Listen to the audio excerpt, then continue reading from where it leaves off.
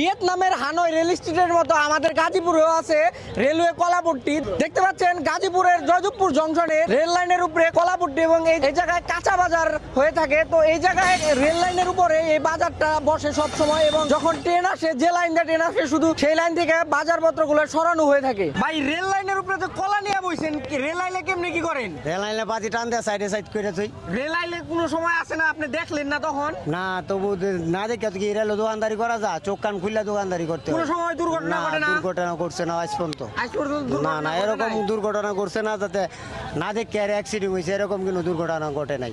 আচ্ছা, এই জায়গায় আপনাদের করতে হবে কি? রেল লাইনে এই জায়গা তো একটা ঝুঁকিপূর্ণ হয়ে যায়, আপনারা আশেপাশে করলে হয় না?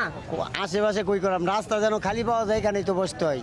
ও, আর এই জায়গায় চাঁদা টাদা দেওয়া লাগে না? না না কিন্তু চাঁদা মাথা দিতে হয় না। এই যে রেল লাইনের উপরে যে কলা নিয়ে বইছেন, গাড়ি আইলে আপনাকে ভয় করে না? ভয় করে না তো, তাহলে এই যে এগুলা কেমনি কি করেন? গাড়ি আইলে এমনি থাকে এনে থাকে, আর যেখানে লাইনের উপরে আছে ওইগুলা এগুলো সরাই দেয়। ভাই রেল লাইনের উপরে কলা নিয়ে বইছেন কে? কলা ভাই ব্যবসা করার লাগে বইছি।